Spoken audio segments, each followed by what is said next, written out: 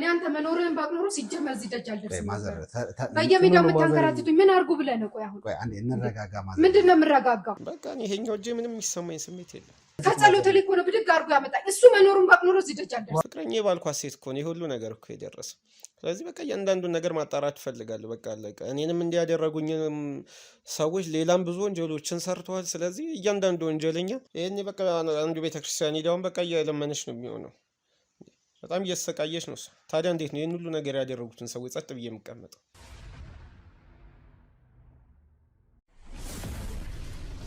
የነበልባል ቤተሰቦች እንዴት እንደምን አላችሁ? በያላችሁበት ሰላም፣ ፍቅር፣ ጤና ይስጥልኝ። ዛሬ እንኳን እንደሌላው ጊዜ የእውነት ይህን ወንጀለኛ ተያዘ፣ ያ ወንጀለኛ ተያዘ፣ እዚህ ላይ ደርሻለሁ ለማለት አይደለም የመጣሁት። የእውነት ዛሬ ሁለት ነገሮችን ብቻ ነው ይዤ የመጣሁት። የእውነት አንደኛው ዜና በጣም ከባድ ነው። የእውነት በጣም ከባድ ነው። ፈተናችን በዝቷል። ብዙ ነገር እየተፈተነን ያለ ነው። እኔም ባልደረቦቼም በጣም የምወዳቸው የማከብራቸው ጋዜጠኞችም ቢሆኑ እሱ ብቻ ሳይሆን ዛሬም ከልዑል የተላከ በጣም ከባድ በጣም ትልቅ መልእክት ደርሶኛል። እሱንም እናወራበት ቀን ነው። ከዚህ በኋላ ግን የእውነት እየሄድንበት ያለው አቅጣጫ በጣም ከባድ ነው የሚሆነው። በጣም ከባድ ነው የሚሆነው። አንላቀቅም። ትልቅ ነገር ውስጥ ነው እየገባን ያለ ነው። የእውነት ይህንን ስናገር ወንድሜ ልዑል የተፈጠረውና የሆነውን ነገር አይቶ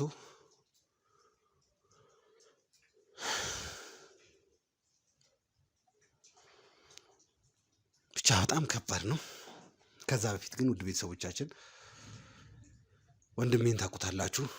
ለረጅም ጊዜ ለእኔ ካሜራማንነት ሲያግዘኝ ከዛ አልፎ ተርፎ የተለያዩ ክትትሎችን የተለያዩ ስለላዎችን አብሮኝ ሲሰራ ሲያግዘኝ የነበረኝ ወደፊት የሚያግዘኝ ባልደረባዬ ነው።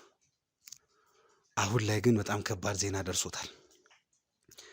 ያ ዜና ምንድን ነው የተፈጠረው የሚለውን ከሱ ምን ሰማ ይሆናል። የእውነት እዚህ ጋር አሁን መናገሪያ ሰዓት አይደለም እንጂ ልዑል ብዙ ያራቸው ነገሮች አሉ። ብዙ የተፈጠሩ ነገሮች አሉ በዚህች ቀናቶች ውስጥ። በጣም ከባድ ነው።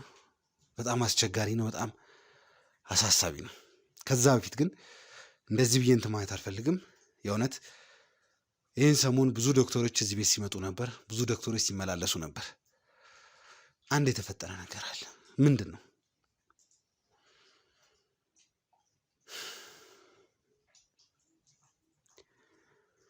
እሺ ሌላው ይቅርና እስቲ ወደ ዋና ሀሳባችን እንግባ። የእውነት ዛሬ ላይ እኔ እናንተ እዚህ ጋር እንደዚህ ተቀምጠን ማውራታችን በጣም ከባድ ነው።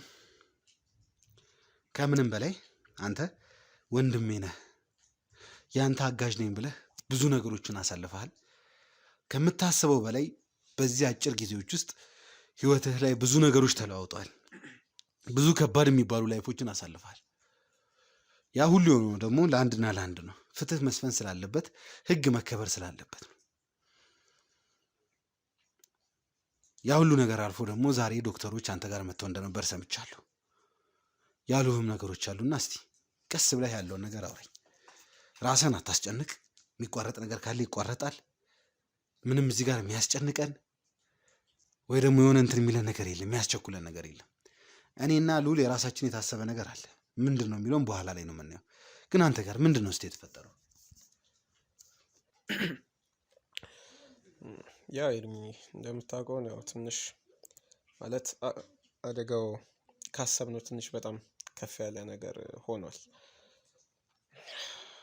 ማለት ያው በቃ ወደ 4 ጊዜ እንደዛ ቶሎ ሊያውም ቀዶ ጥገና አድርጌ ነበረ።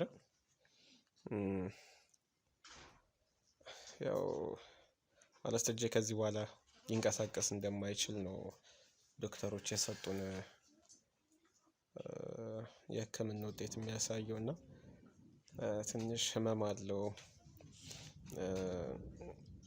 ከባድ ብቻ ያ ስሜት አሁን ኢቨን ወደዚህ ወደ እግሬም እየሄደና ምናልባት በዚሁ እንትን የሚል ከሆነ በአንደኛው ሙሉ ጎን ሳይዜ ይሄ ግራው ፓርት ሙሉ ለሙሉ ፓራላይዝድ ሊሆንም እንደሚችል ነው የነገሩና ያው ተመላልሰውም እያዩኝ ነው። ግን ያው አዲስ ነገር የሚኖር አይመስለንም። ብቻ ያው እግዚአብሔር ያውቃል ብቻ የቀረውን። እንዴት ነው አሁን በተመታህበት ቦታ እዚህ ጋር ነው አሁን ነርቭህን ነክተውታል ነው ምንድነው ዶክተሮቹ በግልጽ እያሉት ያለው ነገር? እነሱ እያሉ ያሉት በቃ ነርቭህን ስለነካው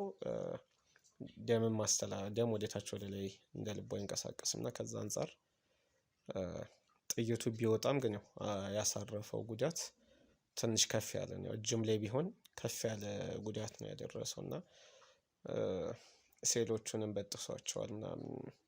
ከዛ አንፃር ያው ተያይዞ ደግሞ የሚመጣም እንትን አለው እና በዛ ምክንያት ያው ወደ እግርህም ይሄዳል ነው ያሉኝ። እንግዲህ አሁን ላይ እግሬንም ትንሽ የሆነ አንዳንድ ምቾት የማይሰማ ስሜቶች ነው የሚሰማኝ። ያን ያህል ምቾት አይሰማኝም አሁን ግራ እግሬ አካባቢ ላይ ማለት የሆነ አልፎ አልፎ የሆነ ስሜት ይሰማኛል እና ብርድም ሲሆን ምናምን በሞበታ ላይ ትንሽ እንደ መጠዝጠዝ ያደርገኛል ግራ ፓርቲን እግሬ አካባቢ ማለት ነው። እና ብቻ እስኪ እግዚአብሔር ያውቃል እንግዲህ ተመስገን ነው ምንም ቢሆን። የእውነት አንተ ማለት ነበልባል ክሩ ላይ ብዙ ነገሮችን ለነበልባል አድርገሃል። በተለያየ ጊዜ በተለያየ ቦታ ራስህን መስዋዕት አድርገህ ራስህን አሳልፈህ ሰጥተህ ህግ መስፈን አለበት ብለህ በዚህ እድሜ በወጣትነት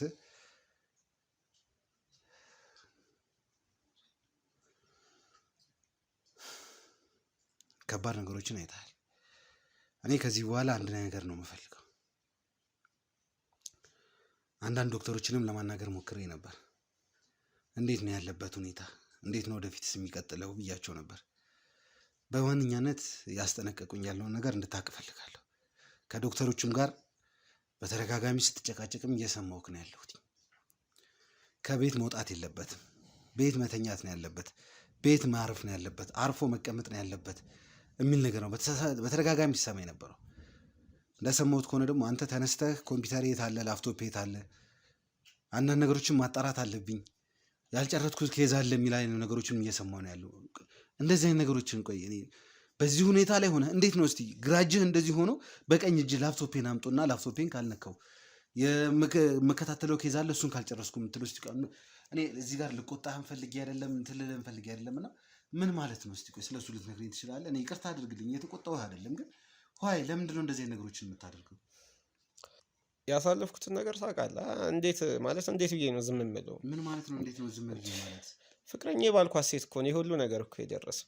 ስለዚህ በቃ እያንዳንዱን ነገር ማጣራት እፈልጋለሁ። በቃ አለቀ። እኔንም እንዲያደረጉኝ ሰዎች ሌላም ብዙ ወንጀሎችን ሰርተዋል። ስለዚህ እያንዳንዱ ወንጀለኛ በቃ ቅጣቱን ማግኘት አለበት። አለቀ። እኔም ደግሞ እያንዳንዳቸው የገቡበት ገብቼ ነው ማስይዛቸው። እንዲያድርገውኝ እንዴ በሞተስ እንዴት ነው ጸጥ እምላቸው? ቃለቀን እያንዳንዱን ማስረጃ እያንዳንዱን ማድረግ ያለብኝን ሁሉ ነገር አሁንም ቢሆን ከማድረግ ወደኋላ አልልም። እንኳን እንዲሆኝ ቀኝ እጄ ምናምን እየተንቀሳቀስ አይደለም ባይንቀሳቀስም ከማድረግ ወደኋላ አልልም። እንዴ ሰው አምኛት እኮ ነው ከዲያች እናንተ ተነጋግረናል። ሆን ብለህ አይደለም እኮ አይደለ? ስለወደድካት ስላፈቀርካት ነው አቅርበ ቤት ያገስገባት። ከዛ በኋላ ብዙ ነገሮች ተፈጥረዋል። ትክክል ነህ። ግን ይሄ ነገር ከዚህ በኋላ አንተን የሚያሳስብህ ነገር አይደለም። እኔ እሺ አሁን ስላለበት ሁኔታ እናትህ ምን እያለች ነው ያለችው? እናትህ ታውቃለች አሁን እንደዚህ ነገር እንደተባልክ ስለ ዶክተሮች? አዎ ሰምታለች። መስማት በቃ እሷም እኮ መከሯን በላቸውን በቃ በጣም ተስፋ ቆርጣለች። ይሄኔ በቃ አንዱ ቤተክርስቲያን ሄዳውን በቃ እየለመነች ነው የሚሆነው። በጣም እየተሰቃየች ነው እሷ። ታዲያ እንዴት ነው ይህን ሁሉ ነገር ያደረጉትን ሰዎች ጸጥ ብዬ የምቀመጠው? የገቡበት ቢገቡ አለቃቸው እያልከኝ ያለው በዚህ ሰዓት እናትህ ግራ ገብቷት ተጨንቃ ቤተክርስቲያን ደጃፍ ሄዳ ተንበርክካ እየለመነች ነው የምትለኝ? እንደዛ ነው በቃ የሚሆነው። መጣው ብለኛውን ነው ቅርብ ሰዓት እኮ ነው የወጣችው ነበረች። እሺ እዚህ ጋር ጥይት የተመታው ላይ ነው የታሸገው ሁሉ ምንድን ነው ቆይ እየተፈጠረ ያለው? ያው በቃ ኦፕሬሽን 4 ጊዜ እንደዛ ተደርጋለሁ ይየለ በቃ አለቀ። የሱ እንትን ነው ይሄ ባንዴጁ ቆስሎ እንትን ንፋስ እንዳይነካው በሚል ነው እንትን ያሉትና ያው እንትን ነርቮቹን ሴሎቹን ደም ስሮቹን ምናምን ነገር ለማንቀሳቀስ ሌላውን ፓርት ላይ የተጎዳ ነገር ካለው ምናምን በሚል ብቻ በዛ ምክንያት አሽገውት ነው። እስቲ እንደው የእውነት ውድ ቤተሰቦች እኔ በህይወት እያለሁ የኔ ባልደረባ እኔን የሚያግዝ ሰው እኔን የሚሰራ ሰው እንደዚህ ሆኖ ማየት ማለት ለኔ ከባድ ነው። የእውነት ለኔ ከባድ ነው። በጣም ቅስም የሚሰብር ነገር ነው። ስለዚህ አሁን አንድ ነገር ማወቅ እፈልጋለሁ። የዶክተሩ የመጨረሻ መልስ ምንድን ነው? እና ደግሞ አሁን ላይ እናትህ ምን እያሰበች ነው ያለችው? እኔ አሁን ጭራሽን የዚህ ሀገር ባሉ ዶክተሮች በጣም ነው ተስፋ የቆረኩት። በቃ ማለት ምንም ለውጥ የሚያመጡ አይመስለኝም። እኔ እያሳሰበኝ ያለውን የእናቴ ነው። የምትፈልገው ልጅ እንኳን ሳልሆን የሚያስፈልጋትን ነገር ሳላር በመጦሪያ እድሜዋን እንዲህ እየሆነች እየተሳቀቀች ባየችኝ ቁጥር አይኗን ባያቀረረ እኔ አሁን እያሳሰበኝ ያለ የእሷ ነው እንጂ ለዶክተሮቹ ተስፋ ቆረኩ እኮ። ምንም ተስፋ የለኝም። እኔ እሷ የምትፈልገውን ነገር አለማድረጌ ከልጅነቴ ጀምሮ ሳስብላት የነበረውን ነገር ለእሷ አለማሟላቴ ነው እንጂ የሚጨንቀኝ እንዲህ መሆኔም ግድ አይሰጠኝ። ግን በቃ ለእሷ የሚያስፈልገውን ነገር አለማድረጌ ነው በቃ ትንሽ እንትን የሚለኝ እንጂ ዶክተሮቹም ቢሆን ተስፋ ቆርጫለሁ። እኔ በእነሱም ቢሆን ምንም ተስፋ የለኝም። እኔ እዚህ ጭራሽ በዚህ ሀገር ዶክተር የሚድንም አይመስለኝም። አሁን ስትንቀሳቀስ ምን አይነት ስሜት ነው የሚሰማው? እስቲ በቃ እኔ ይሄኛው እጄ ምንም የሚሰማኝ ስሜት የለም። በቃ ትንሽ እግሬን ነው የሚያስቸግረኝ፣ በዚህ ግራ እግሬን ነው። አዎ ስራመድም ቁጭ ብዬም አንዳንዴ ሆነ በቃ እንደመጠስጠዝ ያደርገኛል እንጂ ይሄ እጄ በቃ አሁን ምንም ያን ያህል ምንም በቃ በለው የሚሰማኝ አይነት ነገር የለም። በጣም ነው የሚያሳዝነው ውድ ቤተሰቦቻችን። እየተፈጠረና እያየነው ያለው ነገር በጣም ከባድ፣ በጣም አስከፊ፣ በጣም ልብ ሰባሪ ነገር ነው። ይህ ሁሉ የሆነው ደግሞ በአሞቴዎች ነው። በአሞቴ ጎሳ የአሞቴ ጎሳ ኤርሚያስ ይዳከማል፣ ነበልባል ይዳከማል በማለት ውስጣችን ድረስ በመግባት ሴራቸውን አሲረው ባልደረባዬን እዚህ ደረጃ ላይ ደርሰውታል። እኛም ደግሞ ያሰብነው ነገር አለ። ከዚህ በኋላ እዚህ ቤት አይደለም መቀመጥ፣ ወጥቼ የሚሄድበት ቦታ አለ። እንደተባለው ከሆነ እናት በዚህ ሰዓት ላይ ቤተክርስቲያን ላይ ተደፍታ እየለመነች ነው እየተባለ ያለው። ይጦረኛል ያሳድገኛል ያለችው ወጣት እኔን ሲያግዝ ለእኔ አንድ ነገር አደርጋለሁ በማለቱ ነው እዚህ ነገር ላይ የገባው። ይሄ ነገር ደግሞ እንዲሁም በፍጹም አልፈቅድም። በፍጹም እሄዳለሁ፣ ከዚህ እወጣለሁ። ከልዑል ጋር ብዙ ነገሮች ያሰብናቸው ነገሮች አሉ፣ የተፈጠሩ ነገሮች አሉ፣ ለመስማት የሚከብዱ ብዙ ዜናዎች አሉ። እንወጣለን። አየሩ ከባድ ነው፣ ይዘንባል። ቢዘንብ ምንም ቢል የሚያገደን ነገር የለም። እዛ ሄደን ደግሞ ብዙ የምናያቸው ብዙ የሚፈጠሩ ነገሮች ይኖራሉ። ውድ ቤተሰቦቻችን የምንገኘው ነበልባል ሚዲያ ላይ ነው። ዛሬ ወንድሜ እንደዚህ ይሆናል፣ ነገ ደግሞ ምን ደግሰውልናል ምን አስበውልናል የሚለውን ነገር አናቅም። ነገር ግን ለማንኛውም ውድ ቤተሰቦቻችን ልዑል ያሰበው ምንድን ነው? የኔ ስራዬን ምንድን ነው ያሰበው? ምንድን ነው የተዘጋጀው? በእኛ በኩልስ ምንድን ነው ያቀድ ነው የሚለውን ከደቂቆች በኋላ የምናየው ይሆናል ማለት ነው። ከዚህ ቀጥታ ሄጄ እናትን እናገኛታለሁ። እናትን ካገኘው በኋላ ደግሞ ሌላ ራሱን የቻለ ነገር አለ። አንተ ከዚህ በኋላ የምሬ ነው መነግርህ፣ ምንም አይነት ነገር ጋር ከስራ ጋር የተገናኘ ነገር እንድታደርግ አልፈልግም። ራስን ብቻ ተንከባከብ፣ ራስን ጠብቅ። ሌላውን ነገር ለኔ ይቻላል። ተስማማን አይደል? ኤርሚ ትንሽ እኮ ካገዝኩ እኮ ብዬ ነው። ምንም የምታግዘኝ ነገር የለም በዚህ ሰዓት። አንተ ብቻ እባክህን ራስን ብቻ ተንከባከብ። ያንን ብቻ ነው የምፈልገው። እሺ በቃ በጣም ውድ ቤተሰቦቻችን ከዚሁ አብረን ተነስተን እናት ጋር እንሄዳለን። ከዛ በኋላ የሚፈጠሩ ነገሮች አሉ። ምንድን ነው የተፈጠረው? የኔ ስራዬስ ምንድን ነው ያሰበው የሚለውን አብረን ምን ይሆናል። የምንገኘው ነበልባል ሚዲያ ላይ ነው። ላይክ፣ ሰብስክራይብ፣ ሼር በማድረግ የቻላችን ቤተሰብ ይሁኑ። መልካም ጊዜ፣ መልካም ቆይታ።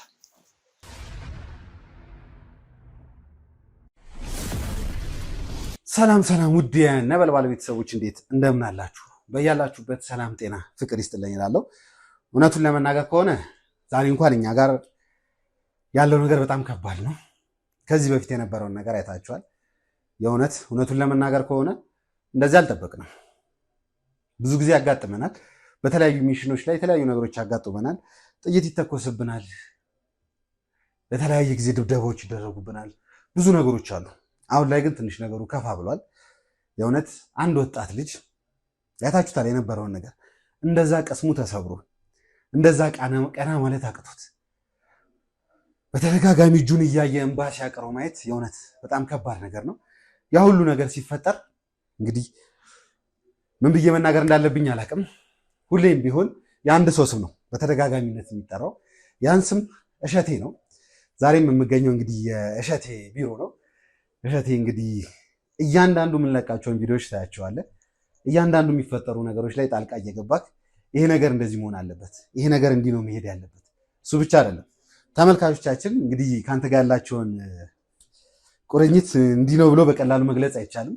በእያንዳንዱ ቪዲዮ የመጣውን ነገር ወደ አንተ ጋር ወስደው እሸቴ እንደዚህ ብታረግ፣ እንደዚህ ብታናግራቸው፣ እንደዚህ ቢሆን ነው ሁልጊዜ የምንሰማው ነገርና ቀኑ እውነቱን ለመናገር ከሆነ ውድ ቤተሰቦቻችን ይህ ጓደኛችን ባልደረባችን በጥይት ከተመታበት ቀን ጀምሮ እያንዳንዷን ነገር እየደወለ ሲከታተል ነበር የነበረው። የእውነት ከኔ ይበልጥ እንደውም አንዳንዴ እኔ በኬዞች በጣም ቢዚ ሲሆን ሞር እሱ ትኩረት የሚያደርገው ዶክተሮቹ ጋር ነው። ምንድን ነው የተፈጸመው፣ ምንድን ነው የሆነው የሚለውን ነገር ነው ቀጥታ ከዶክተሮች ጋር ግንኙነት ያለውና እሺ ደውለህ ያለውን ነገር ስታናግረኝ ትንሽ ድምፅህ ላይም ጥሩ አልነበረም። በጣም ከፍቶህ ነበር በተፈጠረው ነገር። ከቤተሰቦቻችንም ከወዳጆቻችንም ብዙ ነገሮች አንተ ጋር እየተባሉ የነበሩ ነገሮች አሉና እሺ ደውለህ ብዙ ነገሮችን ብለኸኛልና ያን ነገር እኔ ደግሞ ብቻዬን መስማት አልፈልግም። ሁሌም የሆነ ነገር ሲፈጠን አንተ እነዚህ ጋር አስቀምጬ ከቤተሰቦቼ ጋር ነው ያለውን ነገር ማየትም መነጋገር የምፈልገውና እሺ እስቲ ስለተደወለው ነገርና አንተ ብቻ አይደለም ከልዑል ጋርም ብዙ ነገሮችን አውርታችኋል፣ ብዙ ነገር ተነጋግራችኋል። ስጠሩኝ በጣም ሰርፕራይዝ ነው የሆንኩት። የእውነት በጣም ተጨንቄያለሁ፣ ግራ ተጋብቻለሁ። በዚህ ሰዓት የነበልባል ክሩ ማለት ራሱን መስዋዕት አድርጎ ፍትህን ማየት የሚወድ ክሩ ነውና ምንድን ነው እስቲ የተፈጠረው? እሺ እስቲ ስለሱ እናውራ። ያው እንግዲህ በመጀመሪያ ኤርሚ ዛሬው ወደ ቢሮ ይመጣህ እንደዚህ አይነት ነገሮችን በፋሚሊዎቼ ወይም ደግሞ በኦዲየንሶች በፊት እንድንነጋገር ጠርቼ በመምጣትህ እንዲሁ ደግሞ ሌሎችም ይዘናቸው የጠበቅነው ነገር አለ። ወደ ቢሮአችን ስለመጣ ኤርሚ በድጋሚ እናመሰግናለን።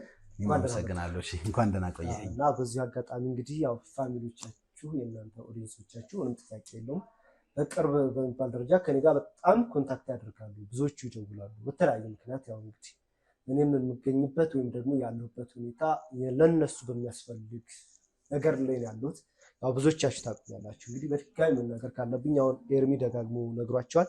እኔ እሸቴ ነው የሚባለው በብዙ ቦታ እንደነ ኤርሚ እንደነ ልዑል ከዚህ በፊት ሌሎችንም በማበረታታት በሀብታሞች ጀስት እነሱ መታገዝ አለባቸው ተብሎ ወይም ደግሞ ብለው የሚያስቡ ድርጅቶች እኔን ወክለው እነሱን ከጀርባቸው ሆኜ ሳግዛቸው የነበርኩ ያው እሸቴ ነኝ። ብዙዎቻችሁ ታውቁኛላችሁ እና ምንም ጥያቄ የለውም። ከዚህ በፊት የተፈጠረውን ነገር እነ ኤርሚ እነ ሚኪ ሲታገሉ የነበረውን እስከዛሬ ቢያንስ ብዙዎቻችሁ ጭንቀት ላይ የነበራችሁበት ሁኔታ ያው የልዑል ሁኔታ ነው። የልዑል እንግዲህ ልዑል ምን ላይ ደረሰ፣ ልዑል ጀግናው ወንድማችን ምን ላይ ደረሰ እየተባለ ብዙዎቻችሁ ጭንቀት ላይ ነበራችሁ።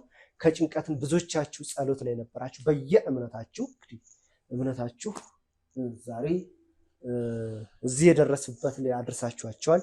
እስካሁንም በጣም ብዙ በተለይ ኤርሚ በጣም ብዙ ነገሮችን እየተጋፈጡ ሳይፈሩ እችን እንግዲህ ጓዳ የማንም ቤት ጓዳ ነው የሚባለው እየገቡ ወንጀለኛን እየሳቡ ከፈጣሪ ጋር እግዚአብሔር ረድቷቸው እዚህ ደርሰዋል። ልዑል ወንድማችን በእናንተ ጸሎት በባለፈው እንግዲህ ተገናኝተን ነበረ። ዛሬ የነበረበት ላይ አድርሳችሁታል በእናንተ ጸሎት ማለት ነው እንጂ እነሱ ደፋሮች ናቸው እንደ ድፍረታቸው እና ብዙዎች በነገራችን ላይ ኮሜንት ላይ እባክህ አቁሙ በላቸው የሚሉ ሰዎች አሉ። ግን እናንተ በዚሁ አጋጣሚ ጀግኖች ናቸው። እምነታችሁ እዚህ አድርሷቸዋል። በጣም የሚያበረታቷችሁ ሰዎች አሉ። ጀግኖች በርቱ። እና በዚሁ አጋጣሚ እንግዲህ ምንድነው ይሄ የተተኮሰበት ብዙ ሰዎች ያው እንግዲህ ጋዜጠኛ ማለት በሰዓት የሰው እስትንፋስ ነው፣ ኦክሲጅኖች ናቸው አገር ውስጥ ስለሚኖሩ ሰዎች ማለት ነው። የሰውን ድምፅ የሚሆኑ ሰዎች ናቸው እየተጋፈጡ ከፊት ማለት ነው። እነዚህ ድምፅ የሚሆኑ ሰዎችን ደግሞ ከኋላ ሆኑ ጠላት አለ። ጠላት ማለት እንግዲህ አይታቸዋል። ብዙ ጊዜ ልዑልን በባለፈው ለማዳን ሲሯሯጡ ገደል እየገቡ እየተሰበሩ እየተተኮሱ ሌሎችም እንደሱም ያው በስም ማንጠቅሳቸው ልጆች ከጀርባቸው ሆኖ ሲያግዟቸው ነበሩ። ምንድነው እነሱንም ልዑልን ለመመረዝ መድኃኒት እየተቀመመ ነበር። ታስተዋላችሁ? በቃ በተለያየ ማለት ነው ሰውን ለማጥፋት የሚደረጉ ነገሮች ሙሉ ጠላቶች ሲሞክሩ ነበሩ። እነዚህን ጠላቶች ለማሳደድ ሲሯሯጡ የነበሩ ከነዛ ውስጥ አንዱ ጀግናው ወንድማችን ተተኩሶበታል። ብዙዎቻችሁም የት ደረሰ የት ጠፋ ይባላል። ታዲያ እንደዚህ አይነት ጀግኖች እንደዚህ አይነት ወንድሞቻችን በየትም ተመተው ገደል መቅረት ወይም ደግሞ የትም ሜዳ ላይ መቅረት የለባቸው። አይዟችሁ መባል አለባቸው። አይዟችሁ መባል አለባቸው። መበረታታት አለባቸው። ምክንያቱም እነዚህ ናቸው ያሉና እስከዚህ እንደዚህ አይነት ሰዎች ከሌሉን ይበዛሉ። እንዴት ነው እንዴ ማለት ምን ያክል ጠላት እንደሚፈራቸው ነው ምን ያክል ጠላት እንደሚያሳድዳቸው እነ ልዑል እናንተ ታውቃላችሁ።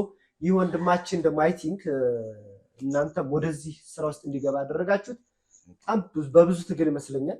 ይሁን የወሰዳችሁት ኃላፊነት አለ ከቤተሰብ ጋር ምናምን ነገር ይሁን የተጋጨው ነገር አለ ማለት እንዲገባ እናንተ ናችሁ። አይዞ ፐርሰናሊ እኔ ነኝ እናቱ ጋር ሄጄ ነው ከቤት ወስጄ እኔ ጋር ይሰራል እኔ ጋር ይለወጣል ወጣት ነው ታማኝ ልጅ ነው ብዬ ነው እንግዲህ ይሄን ወጣት አሳምነው ነው ወደዚህ ያመጡት። ቤተሰብ አይሆንም እሪ ተለቅሷል በጭራሽ አይሆንም ብላ ነበር አይ ቲንክ እናታቸው አይደለ።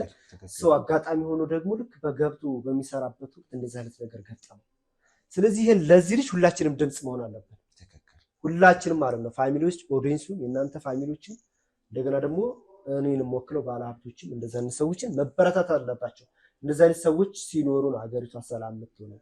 ባለሀብት ነገ ሸምቶ የሚያድረው ድሪሙን የሚኖረው ማንም ሰው ከሀገር የወጣውም ሰው ነገ ኢትዮጵያ ላይ የሚኖረው እንደናንተ አይነት ሰዎችን በማበረታታት ነው።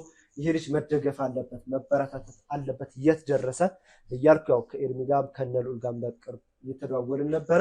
እንግዲህ ይሄ ልጅ እንግዲህ በኋላ ላይ እናደርገው አይ ቲንክ አሁን ምን ላይ ያለው አሁን ላይ እሺ ትንሽ ከባድ ነው። ዶክተሮቹ እንደሚናገሩ ከሆነ በጣም ሲሪየስ የሆነ ኬዝ ነው ያለው። የእጁ ላይ ብቻ ሳይሆን የተለያዩ የነርቭ አካላቶቹ ላይ የተጎዱ ነገሮች አሉና ይሄ ነገር እየባሰ የሚሄድም አድቫንቴጅ አለው የሚባል ነገር አለ። ነገሩ በጣም ሲሪየስ ስለሆነ ቶሎ ትኩረት ተሰጥቶት ቶሎ የሆነ ነገር መደረግ አለበት። በቃ ያለበዚያ ያው ታውቀዋለህ አንተ አዲስ አይደለም ወጣት ነው ልጁ የኛ ኩያ ነው ያለው። በዚህ ሰዓት የሚሰራበት ጊዜ ነው የሚሯሯጥበት ጊዜ ነው። እንደዚህ በሚሯሯጥበት በሚሰራበት ጊዜ ደግሞ እንደዚህ ነገር ሲያጋጥመው ማለት በጣም ከባድ ነገር ነው። ይሄ ልጅን ተሯሩጠን የሚደረገውን ነገር ተደርጎ መመለስ አለበት። አሁን ላይ ይሄ ልጅ ከሀገር መውጣት አለበት። ከሀገር ወጥቶ እያንዳንዱ የሚደረገው ሕክምና መደረግ አለበት። ሁሌ ደግሞ ምን ነገር አለ እሺ፣ ወደዚህ ስመጣ ውድ ቤተሰቦቻችን እሸቴ ሲባል ሁሌም አንድና አንድ ነገር ነው ነበልባል ላይ ያለው ተአማኝነት፣ ኃላፊነት የሚባለው ነገር ነው። ማንኛውንም ነገር በእሼ በኩል ነው መደረግ ያለበት። ማንኛውም ነገር እሼን ፐርሰናሊ አግኝተን ነው የምናደርገው የምንለው በዋነኝነት ተአማኝነት ነው። በዚህ ጊዜ እውነት ለመናገር እሺ ያው በዚህ ወደ ስራ ቀጥታ ልገባ ነው። አዳዲስ ነገሮችም እንዳሉ ስለሰማኝ ነው። በዚህ ጊዜ ተአማኝነት በጣም እየጠፋ ነው ያለው። ወንድም እህት የምንለው ሰው ላይ ተአማኝነት በጣም ጠፍቷል። ፍቅረኛ የምንለው ሰው ላይ ተአማኝነት ጠፍቷል። ወደ እውነታው ዓለም ስንመጣ ማንኛውንም ነገር ስናደርግ ወደ ማንኛውም ነገር ስንሄድ የምናምነው ሰው የምንቀርበው ሰው የኔ የምንለው ሰው ያስፈልገናል። በዋነኛነት እሺ አንዳንድ ነገሮችንም አውርተናል። ወደዚህ ከመምጣት በፊት ብዙ አዲስ ነገሮች አሉ፣ የተፈጠሩ አዲስ ነገሮች አሉ። የተጎዳውም ወንድማችንን ብቻ ሳይሆን እዚህ ጋር የሚያየንም ተመልካች አዳዲስ ነገሮች ስላሉ ለነሱ ማድረስ ያለብን ነገር አለ ብለኛል። ምንድነው የተፈጠረው ነገር? እንግዲህ ኤርሚ እንዳላችሁ ነው። ሁሌም እሺና የሆነ የሚገናኝ ነገር አለ። እሺ ከእናንተ ጋር ሲመጣ የሆነ አዲስ ነገር ይዞ ይመጣል። ለሚረዱት አካል ብቻ ሳይሆን የሚረዱት አካልም አንድ የእናንተ ፋሚሊ ናቸው በሚሉ ከሀገር ውጭ የሚሰደዱ ሰዎች ከሀገር ውጭ 10 ዓመት 20 ዓመት ተሰደው የሚኖሩ እህቶች፣ ወንድሞች እንዲሁም እናቶች፣ አባቶች ይኖራሉና ሁሌም ለነሱ አዲስ ነገር ይዘን ምን መጣን ነው። ሁሌም ደግሞ ብዙዎቹ እንዳዩኝ እሺ ምን ይዞ የመጡ ዛሬ ብለው በቀጥታ የሚጠብቁ ሰዎች ይኖራሉ። የሚታወቀው እንግዲህ በዚህ ሰዓት ላይ ምናልባት ከዚህ በፊት ማቀርበናል መኖሪያ አፓርትመንቶችና የንግድ ሱቆችን በማቅረብ ነው። እነዚህ መኖሪያ አፓርትመንቶችና የንግድ ሱቆች ምናልባት የንግድ ሱቁ ብዙዎቹ በጉጉት የሚጠብቁበት የትኛውንም ቢዝነስ ብሰራበት ተብሎ የሚገመትበት ቦታ ወይም ደግሞ እንደ ኢትዮጵያ በአጠቃላይ ኢንጂን ኦፍ ኢትዮጵያን ኮሜርስ በመባል በሚታወቀው በመርካቶ ላይ በቅርብ ጊዜ ባለ 4 ወለል 2 ቤዝመንት ያለው የንግድ ሱቅ አጠቃላይ እስከ አውትዶር ፓርኪንጉ ወደ 8000 ካሬ ላይ ያረፈ ኦንሊ ሱቁ ብቻ 6700 ሜትር ስኩዌር ላይ ያረፈ እንዳልኳችሁ 2 ቤዝመንት ያለው እንዲሁም ደግሞ የተለያዩ የካሬ አማራጭ የንግድ ሱቅ ያለውን በባለፈው አቅርበን ነበር። በጣም ብዙዎቻችሁ ተረባርባችሁ ብዙዎቻችሁ የሱቅ ባለቤት ሆኗል። ስናቀርብ የነበረው መጀመሪያ አካባቢ ላይ ከ440 ሺህ ብር ቅድመ ክፍያ ጀምሮ ወይም ደግሞ ቶታል ፕራይሱ ከ2 ሚሊዮን 200 ሺህ ብር ጀምሮ እስከ 11 ሚሊዮን 200 ሺህ ብር ብለን አቅርበን ብዙዎቻችሁ አጠቃላይ የነበልባልም ሆነ የንስር አይነት ፋሚሊዎች 70-80% የሚሆነው የሱቅ ባለቤት ሆናችኋል። ብዙዎቻችሁ ደግሞ ኃላፊነት ለኔ ሰጣችሁ እዛው ኦንላይን ሆናችሁ በዲጂታል ጨርሽላችሁ ሳትመጡ ብሩን አስገብታችሁ በዲጂታል ደርሷችሁ አንድ ሰው 3-4 ሱቅ ገዝቶ እናንተም ኃላፊነቱን ለኔ ሰጣችሁ በሚገርም ቦታ መርጭላችሁ መጀመሪያው ለበተለይ መጀመሪያ የሚመጣ ሰው ጥሩ ነገር ነው የሚያገኘው። ኮርነር ላይ ሊፍት አጠገብ ደረጃ አጠገብ ነገ ስትነግዱ የሚያተርፋችሁን ቦታ አድርጊ ያያሱ በዲጂታል አድረሻችሁ ለንደን፣ ስዊዘርላንድ እንዲሁም ደግሞ የተለያየ ቦታ የላኩላችሁ ሰዎች ስላመናችሁ በእነ ኤርሚ ፊት ከልብ አመሰግናለሁ። የምሬን ነው የምላችሁ ከልብ ቴንኪው ስላመናችሁ አምናችሁም ደግሞ ደርሷችሁ አግሪመንቱ እናንተ ጋር ደርሶ መልሳችሁ ወደ ድርጅታችን ልካችኋል። የምር ነው የምላችሁ እንኳን ደስ ያላችሁ እናንተ ማለት ነው። እኔ አምናችሁ ኦንላይን ላይ እኔን ሱቅ ምረጥና በራስ ምርጫ ያላችሁ ነገ ታመሰግኑኛላችሁ። ስም መጥቀስ የለብኝም የደንበኞቹን ኮርነር ላይ በራሴ ተጠብቢ 2 ቀን 3 ቀን ስራ አስኪያጅ እያስፈቀድኩ እናንተን የሱቅ ባለቤት በማድረጌ በጣም ደስተኛ ነኝ። በጣም ከልብ አመሰግናለሁ። እወዳችኋለሁ። ዛሬ ምንድነው ይዤላችሁ የመጣሁት እንግዲህ ላልደረሳቸው ሊሆን ይችላል እና በዚሁ ሱቅ ላይ ብዙዎቹ ሱቅ ባለቤት ሆነዋል። ምናልባት የቀረ ላይኖር ይችላል። አሁንም ሌላ የምስራች በተመሳሳይ ዋጋ በዛው ምናልባት ትናንሽ ካሬዎችና ከፍ ያለ ካሬ ላታገኙ ትችላላችሁ። አሁንም እነዚህ ሚዲየም ካሬዎች አሉ። እነሱን ካሬዎች ይጠቅስላችኋለሁ። በ22 ካሬ እና በ32 ካሬ እንዲሁም ደግሞ በ16 ካሬ እነዚህ ይኖራሉ። 11ዷ ካሬ ኦልሞስት አልቃለች።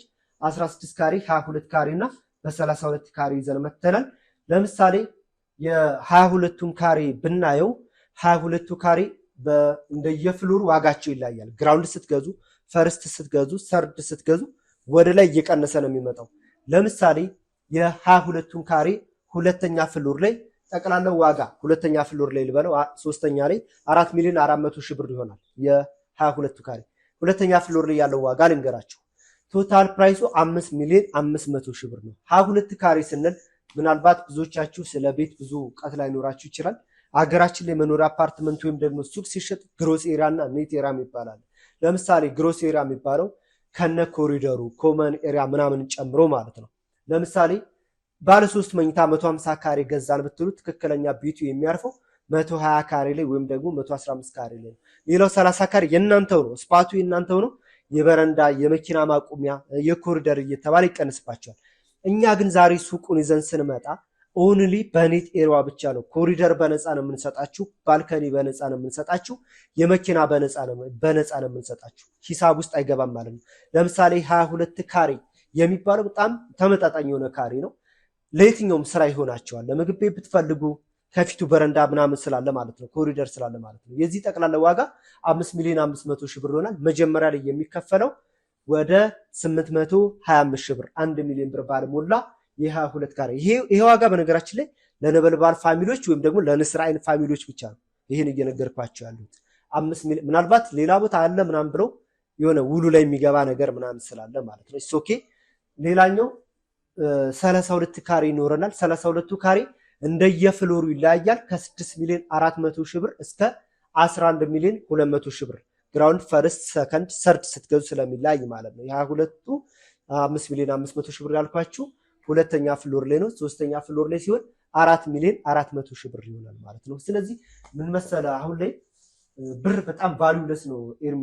ትክክል 4 ሚሊዮን 400 ሺህ ብር ወይም ደግሞ 5 ሚሊዮን 500 ሺህ ብር ዛሬ ኮንዶሚኒየም ወይም ደግሞ ሆነ ኮንዶሚኒየም አካባቢ ወጣ ብለህ ብትጠይቅ ዛሬ መኖሪያ አፓርትመንት ወይም ደግሞ ሱቅ ማለት ደግሞ በካሬ ነው የሚከራየው። በካሬ ማለት ምናልባት አፓርትመንት ስታከራይ ባለ 1 መኝታ ባለ 2 ባለ 3 ተብሎ ነው የሚከራየው።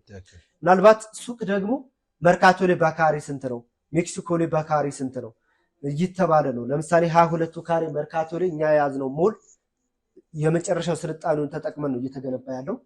22ቱ ካሬ ማለት በካሬ በትንሹ ዛን ሰዓት ሲጠናቀቅ ከ10 እስከ 15 ሺህ አካባቢ ይከራያል በሰዓቱ ማለት ነው። 15 ሺህ ወይም ተከራየ ማለት ለምሳሌ 20 ካሬ እስከ 300 ሺህ ምናምን አካባቢ ይከራያል።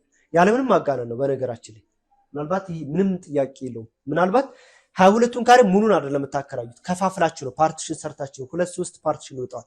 ምክንያቱም አስቡት ኢማጂን ኮስሞቲክስ ቤት የሚፈልግ ሲሆን ሞባይል ቤት የሚፈልጉ ሰዎች ሊኖሩ ይችላሉ።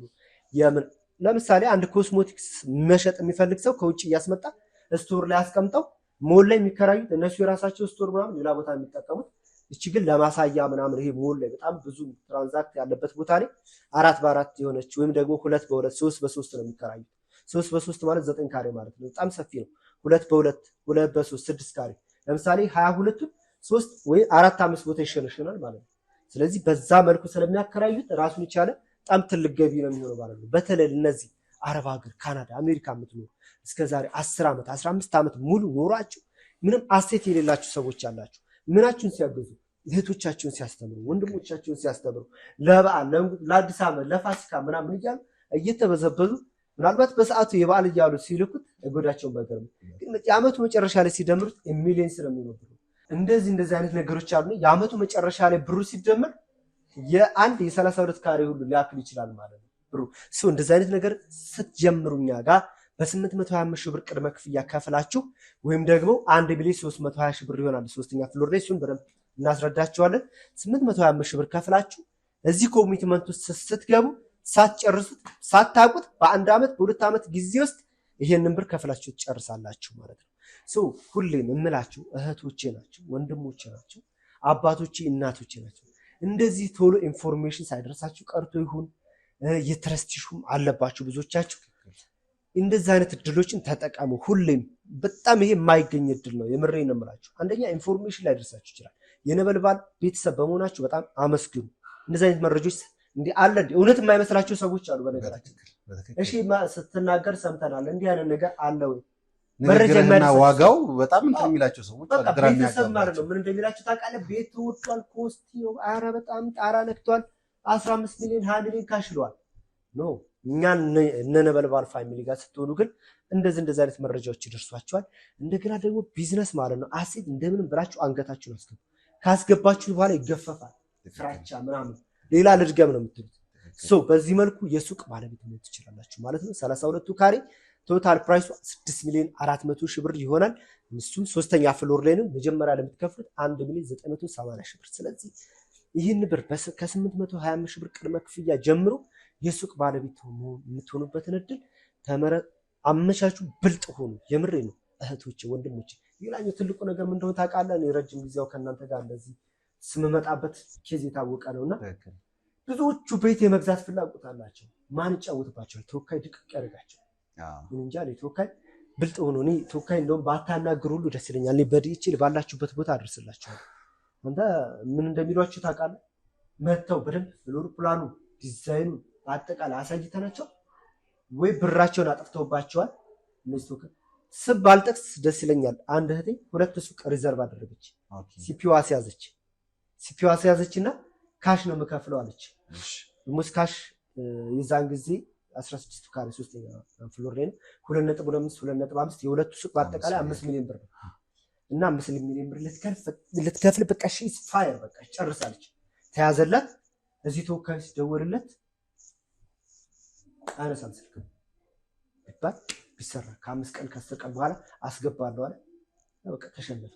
ሱቁ አበረበረ። ሱቁ ኦሬዲ ተለቀቀ። በቃ እህቴ እንዴት እንዳሳዘነችኝ የምሬን ነው የምላችሁ። ማገናኘት ካለብኝ ከእህቴ ጋር አገናኛቸዋለሁ። ብዙዎቻችሁ እንዲህ በተወካይ የተያዛችሁ ሰዎች አላችሁ። እነሱ እኛ ጋር ሱቅ ስትገዙ ለነሱ የበዓል የወንድም የትማር እያላችሁ የምትልኩላቸው ብር ስለምትቀርባቸው ይቅርታ ግን እኔ እውነታው ትክክል ቢዝነስ ውስጥ ስለገባው ነው እንደዚህ ስል የምታውቁ ብዙዎቻችሁ የምትረዱ ሰዎች ትኖራላችሁ። ዝፍቅ ብላችሁ በእነሱ ላይ ዲፔንድ አትሆኑ። አንዳንድ ጨካኝ ጎበዝ ሰዎች አላችሁ። እናንተ 3-4 ሱቅ ገዝታችኋል። እንደዚህ አይነት ነገር አለና ይሄን ብልጥ ሁኑ። በጣም ሁሌም የምላችሁ ነገር። ሌላኛው ምንድነው በዚሁ አጋጣሚ መጨረሻ ላይ መጣበታለሁ ስለ አፓርትመንቶቹ ነው። አፓርትመንቶቻችን ከዚህ በፊት ከ4 ወር ከ5 ወር በፊት አቅርበናቸው ነበር። ብዙዎቹ እንዲሁም አንድ ህንፃ ለእናንተ ለነበልባልና ለንስር አይን ብቻ ብለን አንድ ህንፃ ሰጥተን ሙሉ እነሱ እንትን ብለዋል። እዛ ጊዜ የተገዛች ሰዎች ምን ያክል እንደተጠቀማቸው አንተ ሰሙኛላችሁ ዋጋው ምናምን። ዛሬም ግን አዳዲስ መግዛት የምትፈልጉ ቦታው በጣም ተወዳጅ የሆነ ቦታ ሆኗል። በቅርብ የተመረቀው ነው፣ መንግስት አስመርቆታል።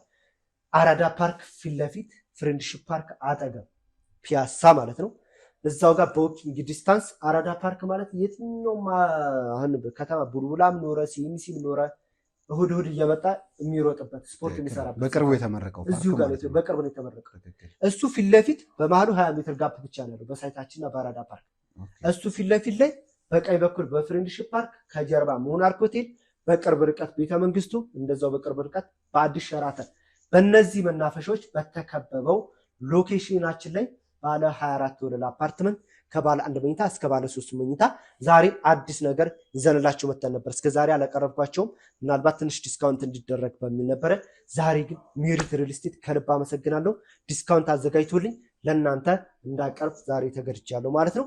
በዚሁ ጋር ምንድነው ባለ 1 መኝታ፣ ባለ 2፣ ባለ 3 መኝታ ባለ 1 መኝታው 6 ሚሊዮን 100 ሺህ ብር የመጀመሪያ ክፍያ 15% 900 ሺህ ብር 1 ሚሊዮን ባለሞላ ብር እዚህ አራዳ ፓርክ ላይ በብዙ መናፈሻዎች በተከበበው ቦታችን ላይ የባለ 1 መኝታ የቤት ባለቤት መሆን ይችላሉ። ባለ 2 መኝታ 11 ሚሊዮን ብር የመጀመሪያ ክፍያ 1 ሚሊዮን 100 ሺህ ብር፣ ባለ 3 መኝታ 16 ሚሊዮን 250 ሺህ ብር ይሆናል። እዚሁ ጋር ምናልባት ካሽ ለምትከፍሉ ደግሞ ምን አድርገንላችኋል? እናንተ 65%ን ከከፈላችሁ 35%ን እኔ እሸፍናለሁ ብሏል ካምፓኒ። በነገራችን ላይ እቺ ነገር ላይ ትኩረት ይደረግባት። ይሄ ነገር የሚሆነው ለነበልባል ቤተሰቦች ነው፣ ለነበልባል ፋሚሊዎች ብቻ ይሄ ነገር ይታወቅበት። ምክንያቱም ብዙ ጊዜ ያልሆኑ ሰዎች ምናምን እንደዚህ እንትን የሚሉ ነገር አለ። አዎ ማስታወቂያ ይወጣል፣ ስቶሪ ምናምን ያደርጋል። ትክክል። አዎ እሱን ነው የምልህ። ማርኬቲንግ መፋል። አዎ እሱን ነው የምልህ። ዝለት ተጠንቀቁ። እያንዳንዱ ነገር ምንም አይነት ነገር ሲፈጸም ብቻ አሁን ላይ ውድ ቤተሰቦቻችን ከሪል ስቴት ጋር የተገናኘ ነገር ለማንኛውም አይነት ዝርዝር እሸቴን ማናገር ነው። ነገር ግን ከነበልባል ጋር ደግሞ የምናወራው ነገር ታማኝነትን፣ ሀቀኝነትን፣ ቃላችንን ማክበር የሚለው ነገር ነው በዋነኛነት ከነበልባል ጋር የምንነጋገረው ማለት ነው። ውድ ቤተሰቦቻችን እኔ እንደዚህ እንደዛ ነው ብዬ መፍረድ አልፈልግም። ነገር ግን እንደዚህ አይነት ኬስ ስሰራ ምን ያህል ጊዜ እንደሆነ ሁላችሁ የምታውቁት ነገር ነው። የእውነት የምናምናቸው ወንድምና እህቶቻችን ቤተሰቦቻችን የእውነት ከነሱ በላይ ምንም አይነት ነገር ከነሱ ቃል ወለም ዘለም አንልም የምንላቸው ሰዎች ብዙ ነገር ሲፈጥሩ አይተናል። ብዙ ነገር ተፈጥሯል። የእውነቴ ነው። ቅድም በተደጋጋሚ ደጋግሞ ሲናገር የነበረው ይህንን በማስመልከት ነው። ተወካይ በሚለው በኩል እኔ በዚህ ነገር ላይ ድጋሚ መናገር ስለምፈልግ ነው።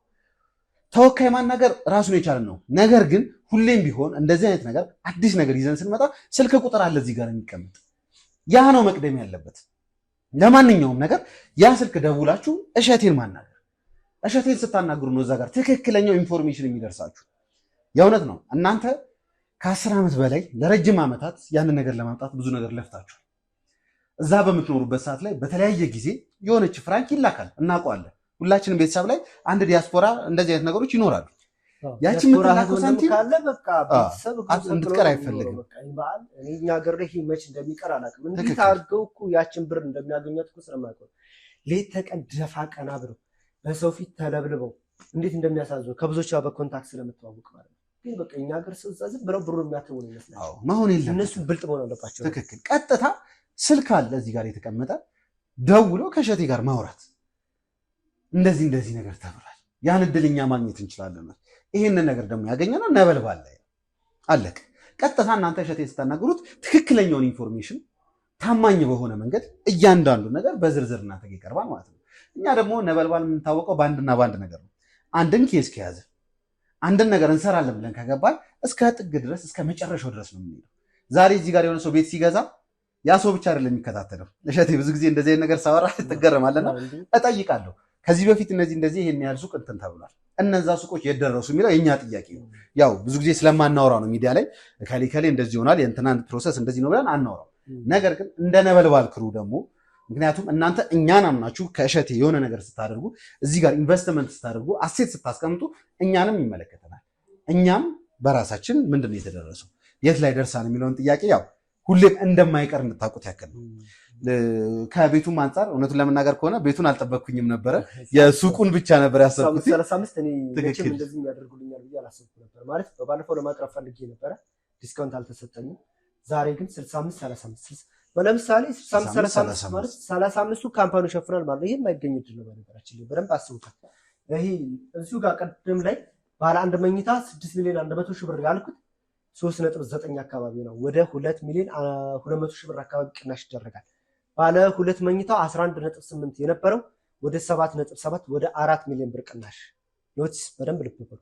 4 ሚሊዮን ብር ቅናሽ። 4 ሚሊዮን ብር የምትለዋን እናንተ በስንት ዓመት ውስጥ ሰርታችሁ እንደምታገኙ ታውቁታላችሁ። ዛሬ ግን ካሽ ስትከፍሉ 35 በ7 ሚሊዮን 700 ሺህ ብር አራዳ ፓርክ ፊት ለፊት ፍሬንድሺፕ ፓርክ አጠገብ የባለ ሁለት መኝታ የቤት ባለቤት መሆን ትችላላችሁ። ባለ ሁለት መኝታው የራሱ በረንዳ አለው። በጣም የሚገርም ዲዛይን ያለው የቱርክ ዲዛይን ነው። የቱርክ ዲዛይን ያስባለበት በደንብ ደውዬ ቪዲዮ ኮል አሳያችኋለሁ። ሳሎን ከፊት ኪችን ምናምኑ በደንብ ዲዛይናቸው ማለት ነው። ከፊት ነው፣ ኪችኑ ከመጀመሪያው አካባቢ ነው። ለምንድን ነው እንደገባችሁ ሳሎን አታገኙም? ኮሪደር ነው የምታገኙት። ለምን እንደዛ ሆነ? ኮሪደር ከውጭ እንደመጣችሁ ወደ መኝታ ቤታችሁ መግባት ከፈለጋችሁ ሳሎን ሳትደርሱ፣ ሳሎን እንግዳ ወይም ሰው ሊኖር ይችላል። ሳሎን ያለ ሰው ሳያያችሁ ወደ መኝታ ቤታችሁ እንድትገቡ አድርገን ነው ዲዛይን ያደረግነው። እሱን ዲቴል በቪዲዮ ኮል አሳያችኋለሁ። ባለ ሁለት መኝታው ስለዚህ የ11.8 ኦልሞስት 12 ሚሊዮን ብር የነበረው ወደ ስንት መጣ? ወደ 7 ሚሊዮን 700 ሺህ ብር ወደ 4 ሚሊዮን ብር ቅናሽ ነው። ስለዚህ ካሽ ስትከፍሉ በ4 ሚሊዮን ብር ሌላ ተጨማሪ መርካቶ ላይ ሱቅ ትገዙበታላችሁ ማለት ነው። በዚች በዲስካውንቱ ማለት ነው። በዲስካውንቷ ብቻ ማለት ነው። በነበልባል ፋሚሊ የነበልባል ቤተሰብ ነው የመጣ ነው ስትሉ ምናልባት ቅድም እንዳልነው ዝም ብሎ 65 35 እየተባለ ሊወራ ይችላል። ትክክለኛውን ቅናሽ እኛ ያወራኋትን እዚች ሚዲያ ላይ እየሰማችኋትን ዲቴል ሁላችሁ አግሪመንታችሁ ላይ ማስቀምጥላችኋለሁ። ይሄው በኤርሚ ፊት ማለት ነው። ስለዚህ በዚህ መልኩ ይሆናል። ባለ 3 መኝታው 16.2 የነበረው ወደ 10.5 ኦልሞስት ወደ 5 ሚሊዮን 500 ሺህ ብር እሱም እንደዛው ከፍ ያለ መርካቶ ላይ ሱቅ ይገዛላችኋል። ስለዚህ 35 65ቱን ለጥቂት ቤቶች ብቻ ነው የተሰጠው። ኦልሞስት ለ7 እና ለ8 ቤቶች ብቻ ነው። ሁሌም እንደዚህ እያልን እንትን የምንላችሁ የለመዳችሁ ሰዎች ያላችሁ ጠይቅልን ሞላ ስንላችሁ 2-3 ቤት አስጨምርልን የምትሉ ሰዎች ያላችሁ የአሁኑ ሲሪየስ እና ሲሪየስ የሆነ ጉዳይ ነው። ምክንያቱም ካምፓኒው በጣም ነው የሚጎዳው። ከአንድ ቤት ላይ 6 ሚሊዮን 5 ሚሊዮን ብር መቀነስ ማለት 5 ሚሊዮን ብር ማለት የሆነ ብረት ያመጣለታል። ትክክል አድርጎ ሰው ይሄ ቀላል ነገር አይደለምና ሰው ኤርሚ እንዴት አገኘው ይሄን ነገር? እውነቱን ለመናገር ከሆነ ሁሌም እሺ ወደ አንተ ቢሮ ስመጣ የሆነ አንድ ነገር ይዤ እመጣለሁ። ወይ እኔ ጋር የተከሰተ ነገር ተፈጥሮ ሊሆን ይችላል የምመጣው። እሱ ደግሞ እንደዚሁ ራሱን የቻለ ነገር ሰርፕራይዝ ይዞልኝ ነው የሚመጣውና እውነቱን ለመናገር ሁሌም ቢሆን አዳዲስ ነገር ሲኖር ሁሌም ቢሆን የኔም ቤተሰብ የነበልባልን ቤተሰብ የሚጠቅም ነገር ሲሆን ሁሌም ቢሆን ጠርተኸኝ ያለውን ነገር አውርተን ለቤተሰቦቻችን ነው የምናበረክተውና ውድ ቤተሰቦቻችን በድጋሚ ለመናገር ያህል ነው ለ6 እና ለ7 ቤቶች ነው የተባለው። ስለዚህ የድሉ ተጠቃሚ እንድትሆኑ እያንዳንዱ ነገር በነበልባል በኩል የሚያልፍ ስለሆነ ምንም አይነት ስጋት ምንም አይነት ጥርጣሬ እንዲኖርባችሁ አልፈልግም። ሌላው ደግሞ ኤቭሪቲንግ ከጨረሳችሁ በኋላ እያንዳንዱ ነገር ካደረጋችሁ በኋላ ሁሌም ቢሆን እንደምለው እሸቴን ሳታገኙ ሜቢ ውጭ የምትኖሩ ሰዎች ሊኖሩ ይችላሉ በቪዲዮ ወይ ደግሞ እዚህ ሀገር ውስጥ የምትኖሩ ትችላላችሁ። ግዴታ ፐርሰናሊ ወይም ደግሞ ቪዲዮ ኮል እሱን ማግኘት አለባችሁ። እሱን ሳታገኙ ወይም ደግሞ ከእሱ ጋር ሳትነጋገሩ ለሚፈጸመው ውል ለሚፈጸመው ሽያጭ እውነቱን ለመናገር ከሆነ ነበልባል በዚህ ጉዳይ ተጠያቂ መሆን አይችልም። እያንዳንዱ ነገር ግዴታ ከእሸቴ ጋር መሆን ያለበት ከእሸቴ ጋር መሆን ያለበት የምንለው የምናምነው ሰው ስለሆነ ግዴታ በሱ በኩል መሄድ ስላለበት ነው። በዚሁ አጋጣሚ ኤርሚ ምን ብዙዎች የሚጠይቁት ኤርሚ ይግዛልን ወይም ደግሞ ልዑል ራሱ ይምጣና ይግዛልን የሚሉ ሰዎች አሉ እና በዚህ አጋጣሚ ኤርሚና ልዑል ማለት በጣም ቢዚ የሆኑ ሰዎች ናቸው። ነገራችን ላይ እዚህ ስንመጡ ወይም እኛ ጋር ሲመጡ ቀለል አድርገን ስለምንጠርተናቸው ምናምን አይደለም። በጣም ብዙ እንትን አይነት ሰዎች ስለሆኑ ነው እና ኤርሚ በዚሁ አጋጣሚ እኔ እናንተን እንደመወክል ንገርልኝ። ኤርሚ ማለት በቤት በኩል እነሱ ኃላፊነት ሰጥተውኛል። በጣም ጥሩ ውድ ቤተሰቦቻችን፣ ከዚህ በፊትም ተናግሬው ያለው እኛን አግኝታችሁ ወይ ደግሞ ከኛ ጋር አውርታችሁ ሽያጮችን መፈጸም የምትፈልጉ ሰዎች አላችሁ። እንደምታውቁት በጣም ከባድ ነው። ዛሬ እዚህ ጋር ተቀምጬ ልትሄዱ ትችላላችሁ። ያለውን ጊዜ አጣበን መሆን ያለበት ነገር ስለሆነ ነው። ነገ ክፍለ ሀገር ልንሄድ እንችላለን። በተለያየ ጊዜ የተለያዩ ቦታዎች እንሄዳለን። ያ ነገር ስለሚሆን ነው ከኛ ጋር መገናኘት ከፈለጋችሁ እኛ ማለት እሸቴ ነው። ስለዚህ እሸቴ ለሚፈጽመው እያንዳንዱ ነገር በእኛ በኩል ስለሆነ የሚያልፈው ከኛ ጋር የተገናኘ ነገር ስለሆነ ምንም አይነት ሀሳብ ጭንቀት እንዲገባችሁ አንፈልግም። እሸቴ ብዙ ነገር አወራን። ያው በጣም እንትን ነው። ለምን እንደወራን ታውቃለህ? ብዙዎቹ በቃ የሚያሳዝኑ ቤተሰቦች አሉ። ሱቁ በጣም ይፈልጉታል። እንዲህ አይነት በጣም መነገር ስላለበት ነው። እንግዲህ ኤርሚ ወደ ዋናው ጉዳያችን ይግባ። አዎ ከኋላ ምልክት እየሰጡኝ ነበረ።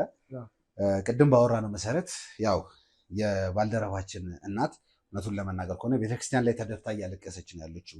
ስለ ልጇ አሳደግኩት ያለችው ልጅ ሁሉ ነገር ደርሶባታል እና ያ ነገርን በማሰብ ቤት መቀመጥ ግራ ቢገባት ቤተክርስቲያን ሄዳለች ተብሎ ነበርና እኔ ወደዚህ በመጣበት ሰዓት ላይ ባልደረቦቼ ደግሞ እሷን ሄደው አልብሰው አዘንጠው ወደዚህ ይዟት እንዲመጡ ነው የፈለጉት። ያም የሆነበት ጉዳይ ደግሞ ቅድም በሱሱም ቢሆን ተነጋግረናልና አንድ ያሰብከው ነገር እንዳለም ሰምቻለሁ።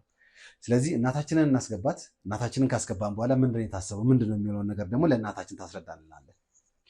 በጣም ጥሩ። ውድ ቤተሰቦቻችን አብራችሁን ቆዩ። መልካም ጊዜ፣ መልካም ቆይታ።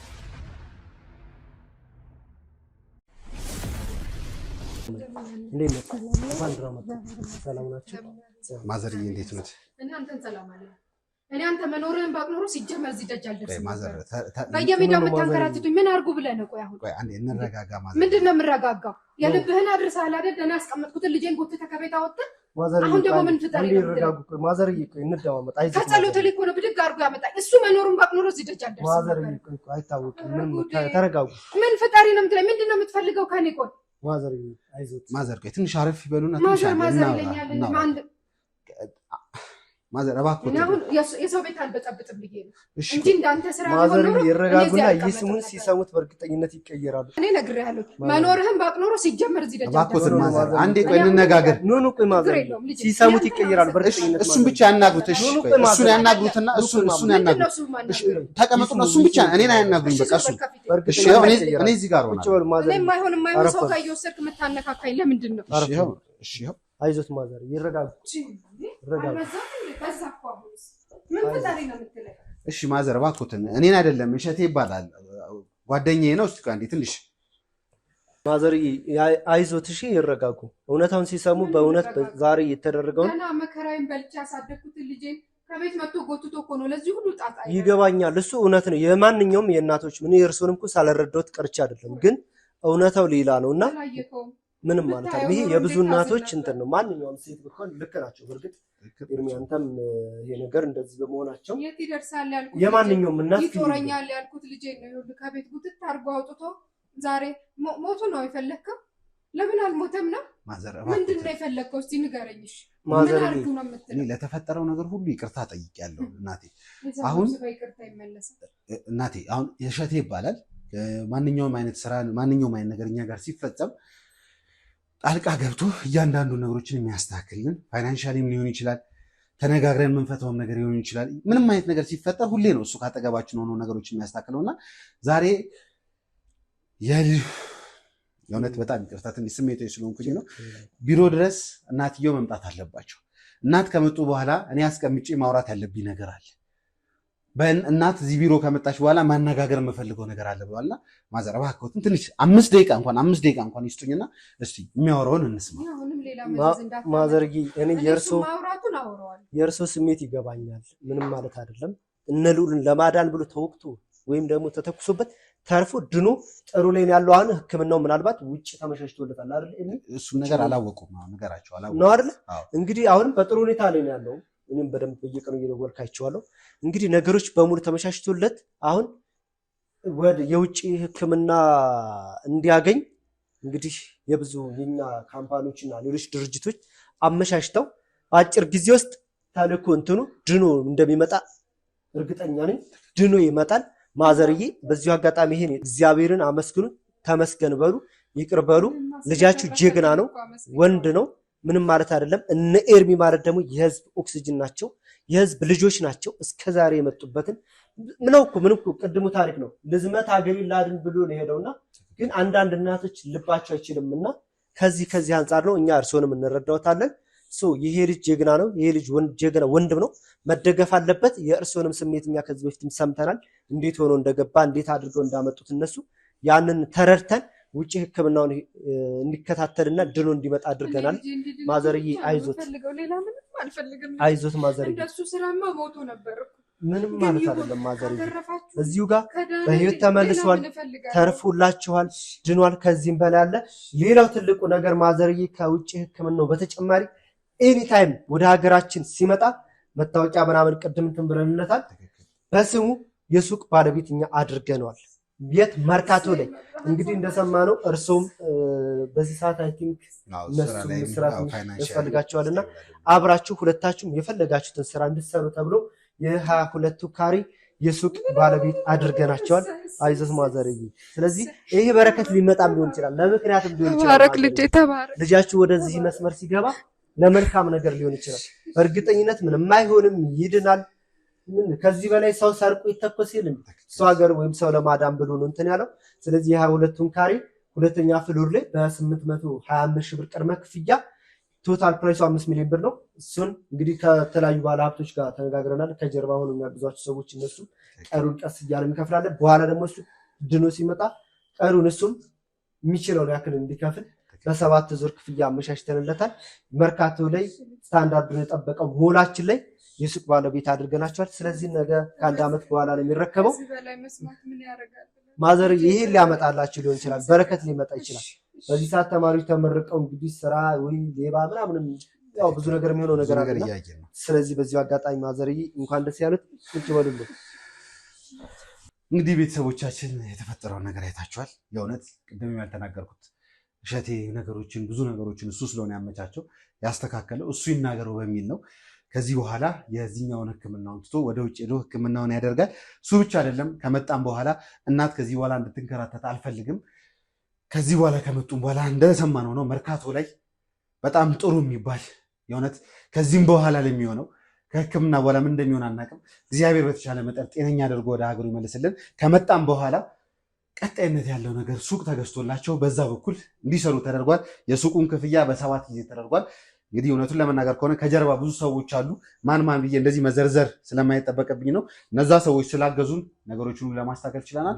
እናታችን የእውነት ከኋላ ሆናችሁ ለምታግዙን ሰዎች እዚህ ጋር ስማችን መጠቀስ አንፈልግም። ነገሮች ሁሉ በእሸቴ በኩል ይለቅልን፣ በእሸቴ በኩል ደርሰናል እያላችሁ ነው። ነገር ግን ለእናንተም የእውነት በጣም በጣም አድርጌ ማመስገን እፈልጋለሁ።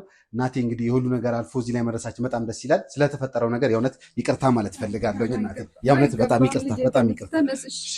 ደስ ይላል፣ ደስ ይላል። ቤተሰቦች ደስ አይልም? በዚሁ አጋጣሚ እንግዲህ ሌላም ታረቁ። ማዘር ይሄን ጭማቸውን አንስተዋል።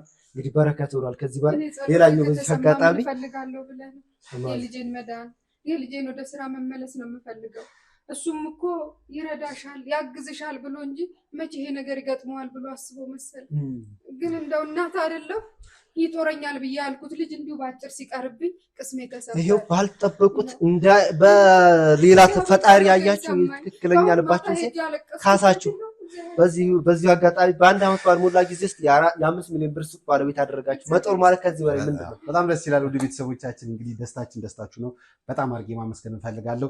ለድጋሚ ለመጨረሻ ያክል ነው። ማንኛውንም አይነት በምታደርጉት ውል ሊሆን ይችላል፣ ማንኛውንም አይነት ግዥ ሊሆን ይችላል። እያንዳንዱ ነገር በእሸቴ በኩል እንድታደርጉ ድጋሚ ማሳሰብ ፈልጋለሁ። ሲገዙ 20% ዲስካውንት አለ። በነገራችን ላይ 100% ሲከፍሉ ውድ ቤተሰቦቻችን 5.5 የነበረው 4.4 ይሆናል። 4 ሚሊዮን 400 ሺህ የነበረው 3.5 ይሆናል።